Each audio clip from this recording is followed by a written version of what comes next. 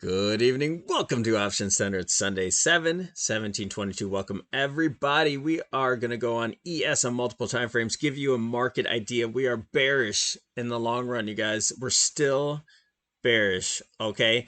This is the monthly time frame. We're looking at a channel from the 2008 lows, and we made a top here, and we're now breaking down. We have a bearish crossover on the monthly. Nothing has changed. We're bear flagging. We're looking for the next support on this time frame to be about the 50% retracement. And let's go down to the weekly. We're going to move a little bit quick for this one. Apologize I didn't get this out on Friday, but we're still here in the pre-market.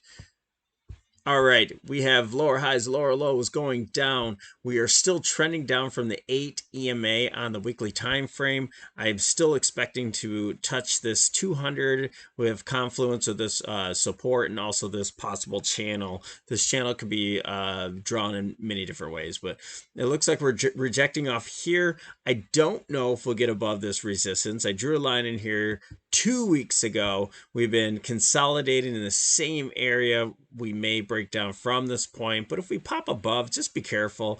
You can obviously, if we pop above the 8 EMA and this resistance, you could play with your back against that, and it's an easy stop there. But really, we're at resistance. I'm playing the downside. We do have NVIDIA calls on at this point, but it means nothing until tomorrow we have some follow through. So we are ready to get out of them at any time. We are not married to our position. We have a downtrend going down in the MACD. Here we're looking for a bull crossover. No real divergence at this point. So we have a slight divergence in RSI. Starting to peak above, but we could easily break down from this candle here, from this downtrend line to RSI. So we're right at the pinnacle of just making a choice. Okay? So we're going to keep an close eye this week coming for a trend movement, whether it's to the upside or if we continue to the downside. We have the daily trend is our friend. We're working down on this. We do have a channel going and a falling wedge as well. You can look at it in different ways, but we're right at this resistance point and we're just holding overnight. Let's see if we can get over that. If we do get over and we start to break out from this wedge, then hey, we might have something going on. Okay, now I could take this this wedge and just kind of move it out here, and that would be our excuse me, let me put the points together, and that would be kind of the next point we would draw it at, just in case we broke above this point. We could go up to there, but really, you can redraw lines in many different ways. We're gonna have to test that 50 day moving average as well, and we're in supply area right there. So we really don't have to break that. This does look like it might be a bull flag, like an A, B, C moving higher, but we haven't made any new highs at all. So this really could be a big old 1 2 1 2 1 2, and we could head down lower. All right, so let's be careful about that. We're at resistance, no new longs at this point. All right, let's go down to that. Wait, before we go, again, a downtrend, looking like we're trying to break above it.